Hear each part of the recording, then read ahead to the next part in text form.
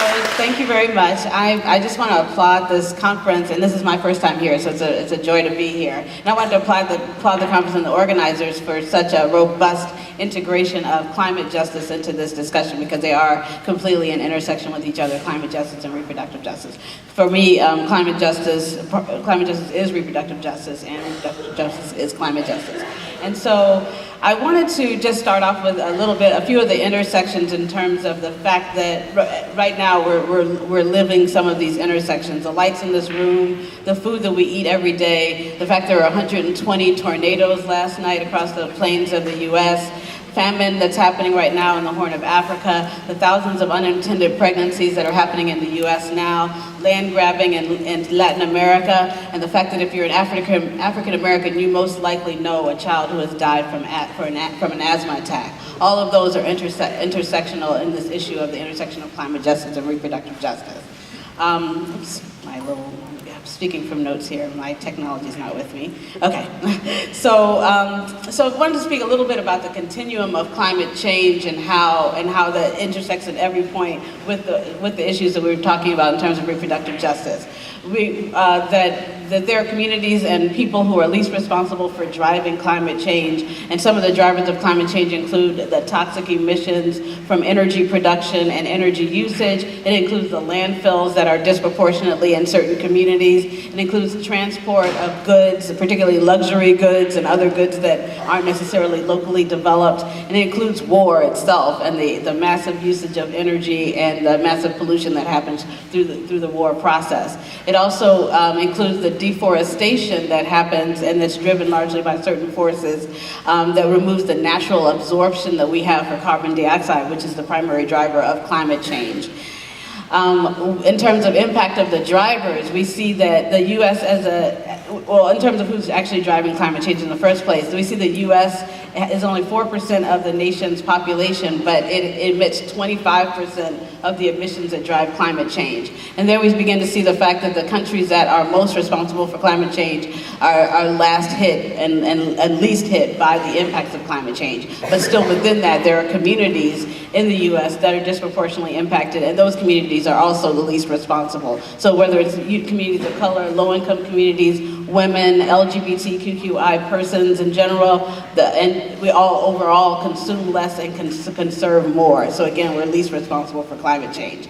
In terms of the intersection of the drivers with reproductive justice, we see that a lot of the toxins that are emitted from whether it's coal-fired power plants or some of these other major emitters also emit everything from mercury, which causes birth defects, and other toxins that affect women disproportionately because it lives in the breast tissue and it impacts our health in that way. Also, with some of the traditional roles of women as caretakers, we see that our lives are affected by the children or the families that we're taking care of who are ill from the toxins that certain communities are disproportionately exposed to.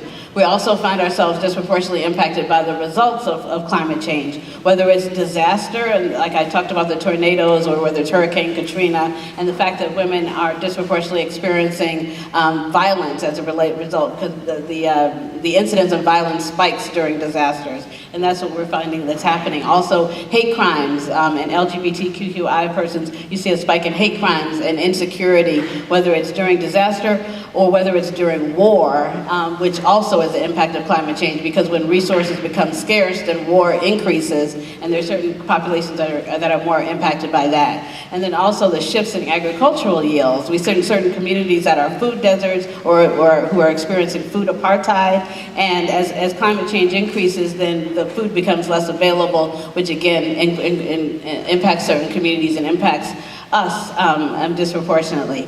In terms of the results of climate change, also as it relates to war, we talked about the impacts of war, but also, I don't know if I mentioned women as weapons of war, which happens in a lot in other countries, and it also happens in terms of our engagement as women in the military and how the violence that women face in the military as well. We're impacted by false solutions, whether it's clean coal. We see these clean coal billboards all over the place.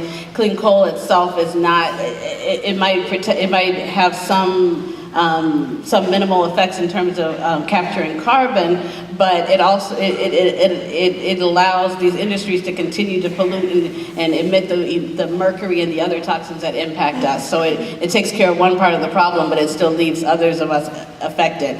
Also, in terms of nuclear, the people are thinking of nuclear biomass as an alternative to some of the other toxin-producing industries, and those still have the same health risks that we find for our communities. And then certainly the major solution that people are advancing is population control. And there we find that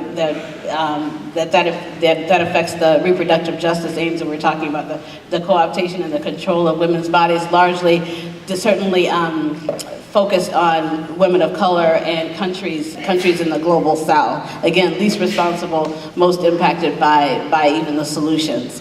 So in terms of actions, we talked about in our strategic action session around climate change, we were acknowledging that the real solutions are really at the macro level.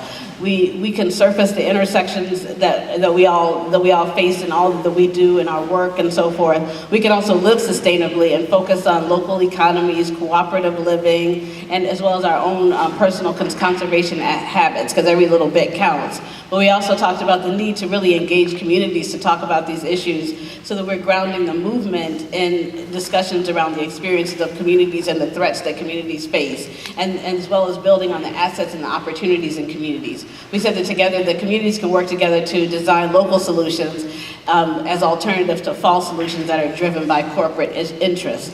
And we also wanted to make sure that we're centering this movement around the youth and the children who have so much to say around this. They have a prophetic voice, and they also are the ones who are inheriting the earth that we need to sustain.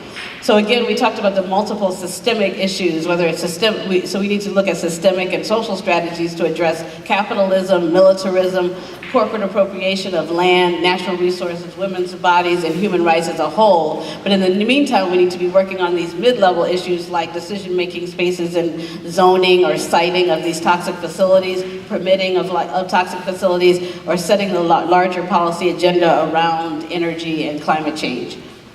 Make sure I'm still on time. Okay, and we also need to be addressing our food system, how we create and how we access food, looking at energy efficiency, clean energy. But then at the same time, we need to be looking at the larger picture and working together as communities and countries to maintain and advance our vision of an inclusive society that upholds the human rights of all people as well as earth rights. Thank you.